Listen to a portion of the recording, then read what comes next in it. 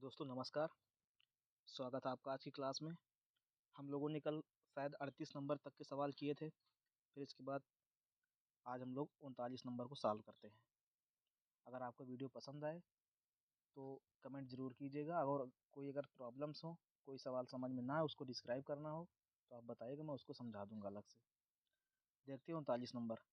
Fahrenheit मापक्रम पर समान वायुमंडलीय दाब पर उबलते पानी का ताप क्या होता है? तो समान वायुमंडलीय दाब पर जो पानी होता है कितना होता है? 100 डिग्री सेंटीग्रेड तो उसका सेल्सियस में होता है। और फ़ारेनहाइट में कितना होगा? फ़ारेनहाइट में चेंज कर लो तो C/5 बराबर F-32/9। इसको अगर C को हम 100 कर देंगे, क्योंकि 100 डिग्री होता है टेम्परेचर क्वथनांक 100 डिग्री पर, तो 5 से काटेंगे 20 बार में, 20 नहीं है 180, 180 में 32 जोड़ेंगे 212 डिग्री फ़ारेनहाइट आ जाएगा। ऑप्शन नंबर हमारा डी सही है। देखिए अगला क्वेश्चन। दिल्ली में जल दिल्ली में जल का क्वथनांक 100 डिग्री सेल्सियस है, तो मसूरी में जल का तापमान क्या होगा? तो दिल्ली में जल का क्वथनांक अगर 100 डिग्री सेल्सियस है तो मसूरी में इससे तापमान कम होगा। क्यों? क्योंकि वहाँ का वायुमंडलीय दाब कम हो जाता है। दाब कम होगा तो अणुओं की गतिज ऊर्जा घट जाएगी कहीं ना कहीं। एक स्वस्थ मनुष्य का तापमान 60 डिग्री सेंटीग्रेड है, तो उसका तापमान फ़ारेनहाइट में क्या होगा? तो 60 डिग्री को चेंज कर लेते हैं तो C/5 F-32/9, तो सी को कर देंगे 60। 60 में 5 का भाग करेंगे, 12 नहीं है 108, 108 में 32 जोड़ोगे तो कितना आएगा? 108 में 32 जोड़ेंगे तो 8 2 10, 3 1 4 और 240 डिग्री फ़ारेनहाइट। वो 140 डिग्री फ़ारेनहाइट। अब ऑप्शन नंबर ए सही है। अगला है 42 नंबर। किसी मनुष्य के शरीर का तापक्रम क्या होता है? तो किसी मनुष्य के जो शरीर का तापक्रम होता है 98 डिग्री फ़ारेनहाइट होता है। ऑप्शन नंबर ए सही है।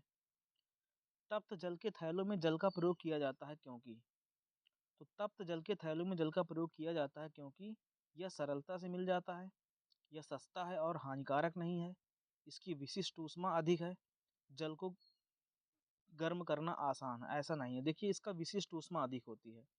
जो गर्म जल होता है उसको थैलों में जल का प्रयोग किया जाता है क्योंकि इसकी विशिष्ट ऊष्मा अधिक होती है। ऑप्शन नंबर सी सही है। विशिष्ट ऊष्मा कहने का मतलब अगर हम जल को गर्म करेंगे तो बहुत देर तक वो ऊष्मा को सहनशीलता से सह सकता है। जल की तरह ठंडा, मतलब ठंडा होता है इतना, वो बहुत देर तक ऊष्मा को अपने अंदर समाहित करके रख सकता है। ऑप्शन नंबर सी सही है। धातु की चायदानियों में लकड़ी के हैंडल क्यों लगे होते हैं? तो धातु की चायदानियों में जो लकड़ी का हैंडल है, लकड़ी ऊष्मा की कुचालक होती है, या फिर ऑप्शन इससे बिजली का शॉक नहीं लगता है, या फिर इससे पात्र सुंदर लगता है, इसमें स्वच्छता होती है। शॉक नहीं लगता ये बात तो सही है, लेकिन वो प्लास्टिक के भी तो हो सकते हैं, ये बात भी होनी चाहिए। तो यहाँ पर ऑप्शन नंबर ए सही है। लकड़ी ऊष्मा की कुचालक होती है, इसलिए लकड़ी के हैंडल लगाए जाते हैं। शॉक न लगने के लिए ही तो लगाए जाते हैं। ऑप्शन नंबर ए सही है। जब गर्म पानी को मोटे कांच के गिलास के ऊपर छिड़का जाता है तो वह टूट जाता है, इसका क्या कारण है? तो जब गर्म पानी को मोटे कांच के गिलास के ऊपर छिड़का जाता है तो वह इसलिए टूट जाता है कि अचानक ही गिलास विस्तारित हो जाता है, या फिर अचानक ही गिलास संकुचित हो जाता है, या फिर जल वाष्पित हो जाता है, या फिर गिलास रासायनिक रूप से जल के साथ प्रतिकृत हो जाता है।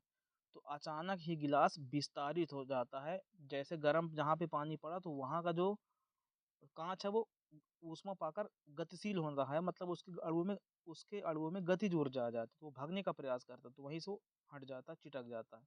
ऑप्शन ए सही है। पानी का घनत्व किस तापमान पर अधिकतम होता है?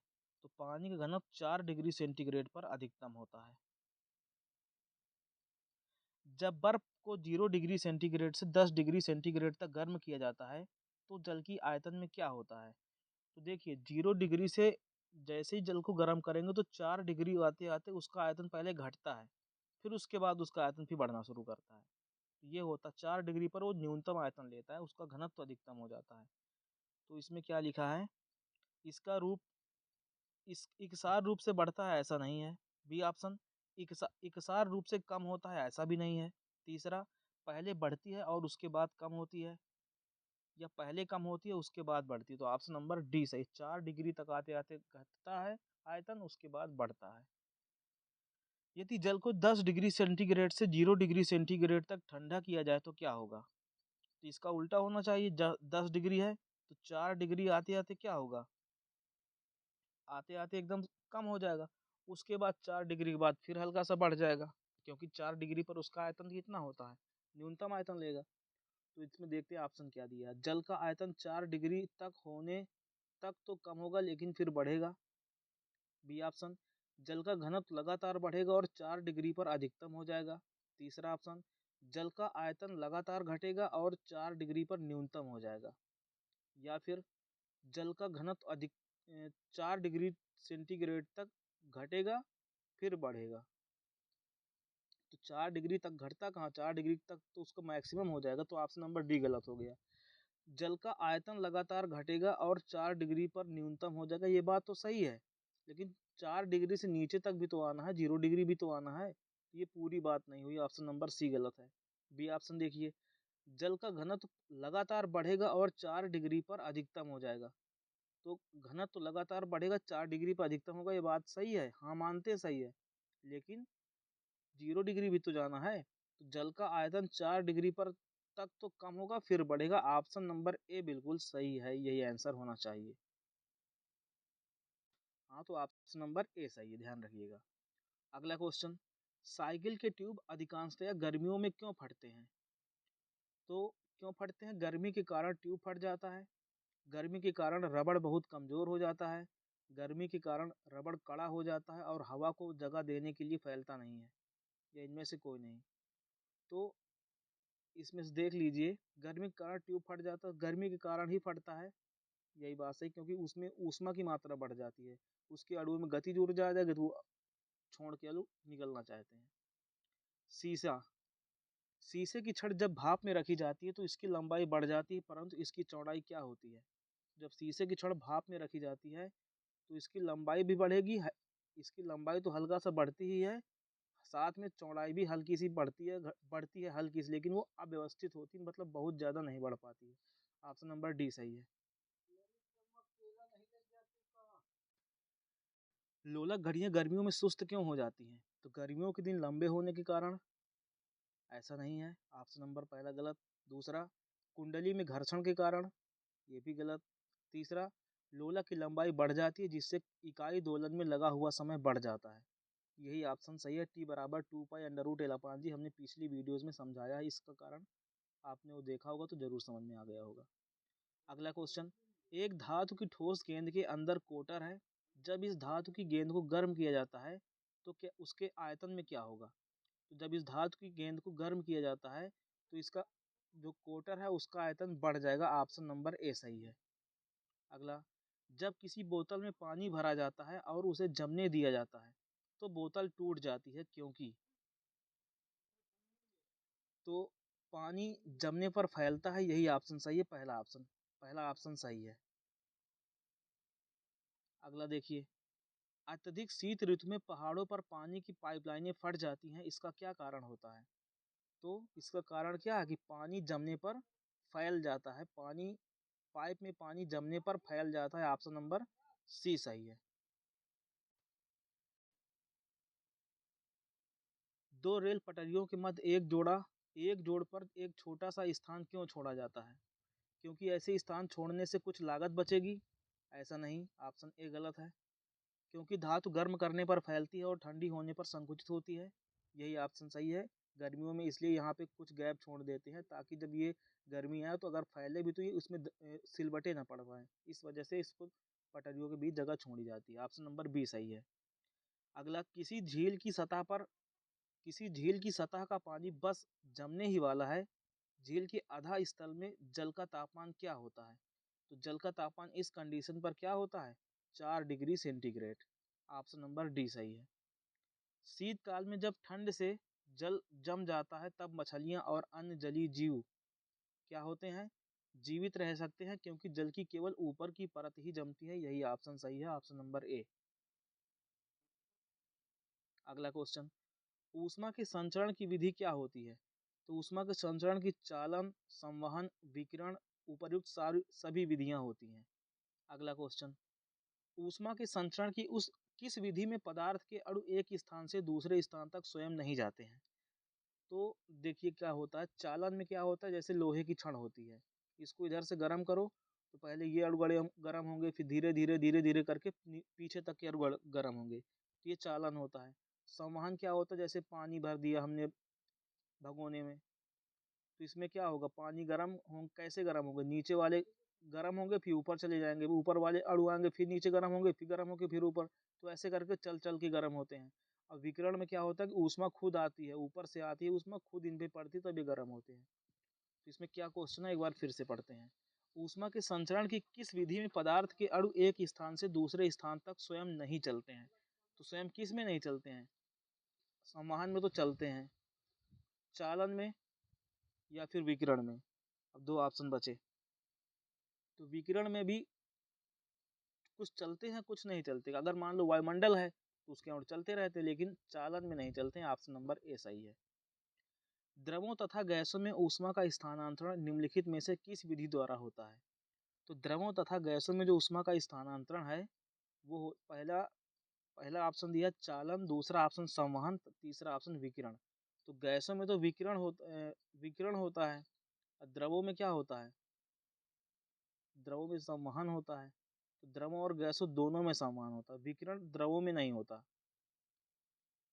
ऑप्शन नंबर बी सही है। देखते हैं अगला क्वेश्चन। विद्युत केतली में पानी गर्म होता है, चालन के कारण, संवहन के कारण, विकिरण के कारण, या इनमें से सभी? तो विद्युत केतली में क्या होता है, पानी जब गर्म होता है तो नीचे के अणु गर्म होंगे, ऊपर जाएंगे, ऊपर के अणु फिर नीचे आकर के गर्म होंगे, फिर ऊपर चले जाएंगे, तो ये संवहन के कारण होता है। ऑप्शन नंबर बी सही है। सूर्य की ऊष्मा पृथ्वी पर निम्नलिखित में से किस प्रकार के संचार माध्यम से आती है? तो सूर्य की ऊष्मा जो आती है वो विकिरण के तापमान से आती है, विकिरण द्वारा आती है। ऑप्शन नंबर बी सही है। ऊष्मा के स्थानांतरण की किस विधि में माध्यम आवश्यक नहीं है? तो ऊष्मा के स्थानांतरण की किस विधि में माध्यम आवश्यक नहीं है? तो ये विधि होती है चालन होती है क्या? नहीं, इसमें भी माध्यम चाहिए। ये विकिरण होती है, जैसे सूर्य से जो प्रकाश किरणें आती हैं तो वहाँ तो सूर्य के बीच में निर्वात भी पड़ता है ना, वायुमंडल की जो वायुमंडली के ऊपर वायुमंडल है जहाँ तक, उसके ऊपर तो निर्वात है, तो वहाँ से भी तो किरणें आती हैं। इसका मतलब यही ऑप्शन सही है, विकिरण होता है ऐसा। अगला, ऊष्मा संचरण की वह विधि जिसमें माध्यम के कण गति नहीं करते हैं कौन सी है? तो माध्यम के कण जिसमें गति नहीं करते वो है चालन। अगला, निम्नलिखित में से कौन ऊष्मा का सर्वोत्तम चालक है? तो सर्वोत्तम चालक कौन सा है? पारा ऊष्मा का सर्वोत्तम चालक है। चांदी की ऊष्मीय चालकता तांबे की ऊष्मीय चालकता की अपेक्षा क्या होती है? तो चांदी की जो ऊष्मीय चालकता है तांबे की ऊष्मीय चालकता की अपेक्षा, देख लेते हैं। चांदी की जो ऊष्मीय चालकता है तांबे की ऊष्मीय चालकता की अपेक्षा अधिक होती है। चांदी ज्यादा ऊष्मीय की संचालन कर सकता है, कहने का मतलब। ऑप्शन नंबर बी सही है। अगला, बोलोमीटर मापन की एक युक्ति है, दाब के, पौधों में वृद्धि के, ऊष्मीय विकिरण के, या फिर वायु की गति के? तो दाब का तो है नहीं, पौधों में वृद्धि, इसको भी नहीं, फैक्सोमीटर से मापते हैं इसको। ऊष्मीय विकिरण या फिर वायु की गति भी नहीं है, एनोमोमीटर से मापते, तो इस यहाँ पर वो ऑप्शन नंबर हमारा सी सही है, ऊष्मीय विकिरण के। अगला क्वेश्चन, ठंड के दिनों में लोहे के गुटके और लकड़ी के गुटके को प्रातः काल में छुएं तो लोहे का गुटका ज्यादा ठंडा लगता है, क्योंकि क्योंकि लोहे के गुटके का ताप लकड़ी के गुटके से कम होता है? ऐसा नहीं है। लकड़ी की तुलना में लोहा ऊष्मा का अच्छा चालक है, या फिर लकड़ी की तुलना में लोहा ऊष्मा का खराब चालक है, या फिर लोहे का गुटका लकड़ी से भारी होता है? तो यहाँ पर आप जो ऑप्शन नंबर बी सही है। इसके लिए सेंटेंस होता है कि अच्छे अवशोषक ही अच्छे उत्सर्जक होते हैं। तो ऑप्शन नंबर बी सही है, लकड़ी की तुलना में लोहा ऊष्मा का अच्छा चालक है।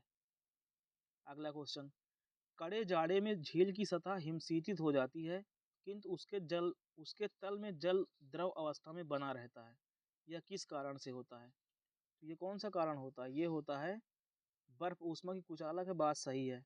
दूसरा ऑप्शन, झील की सतह और वायु का तापमान एक जैसा होने के कारण ऊष्मा को कोई हानि नहीं होती, ऐसा नहीं होता। झील का पानी ज़्यादा नीचे का टेम्परेचर कम रहता है, ऊपर का टेम्परेचर ज़्यादा रहता है।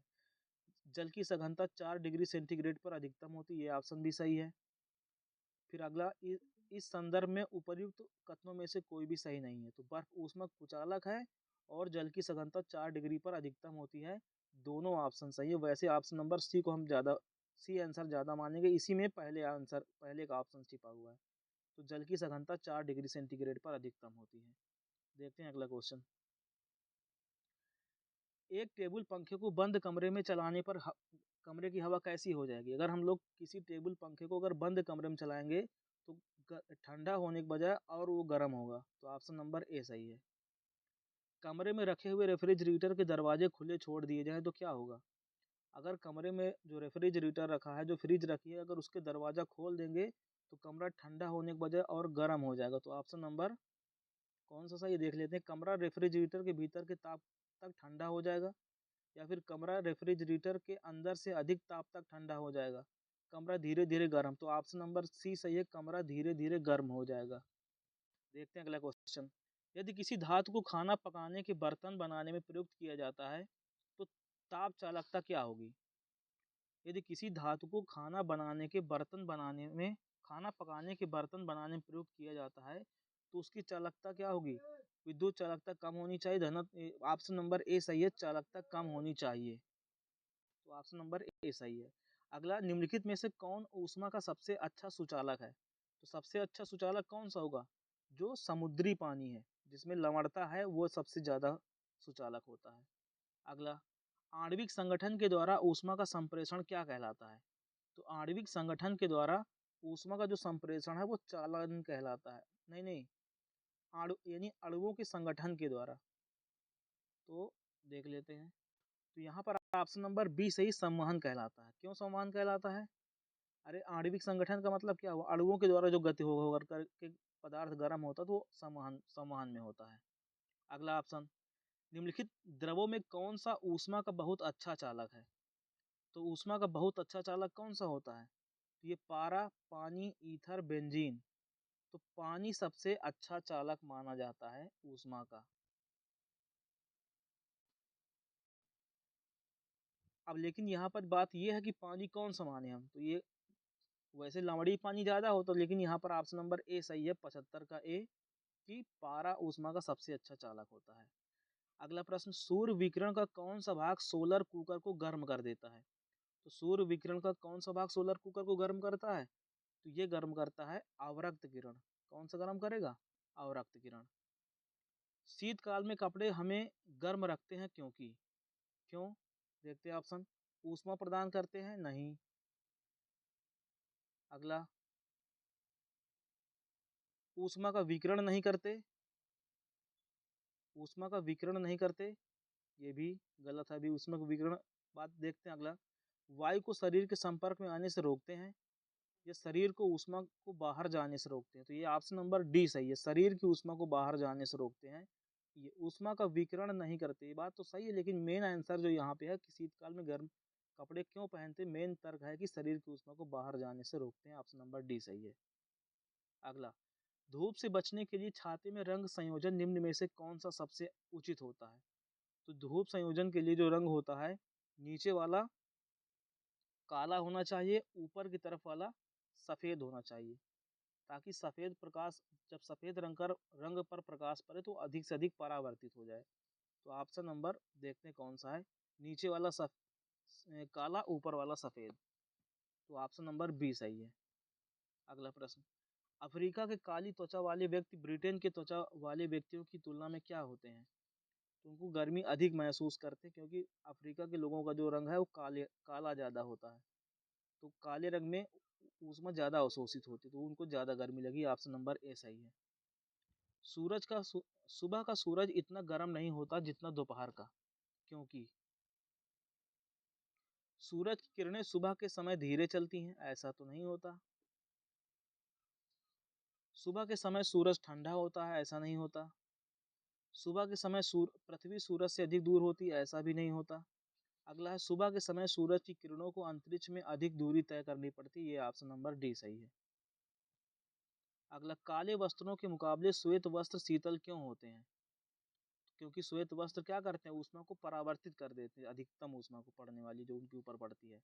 तो पहला ऑप्शन दिया अपने पास पहुंचने वाले सभी प्रकाश को अवशोषित करते हैं, तो गलत।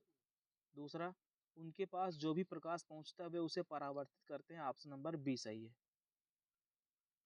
ऊनी कपड़े सूती वस्त्रों की अपेक्षा गर्म होते हैं क्योंकि वे क्या होते हैं? क्योंकि वे ताप के अच्छे शोषक होते हैं, या फिर ताप के अच्छे वितरक होते हैं, सूती वस्त्रों से भारी होते हैं, ताप के अच्छे रोधक होते हैं। तो ऊनी कपड़े सूती वस्त्रों की अपेक्षा गर्म होते हैं क्योंकि वे ताप के अच्छे शोषक होते हैं, ऑप्शन नंबर ए सही है।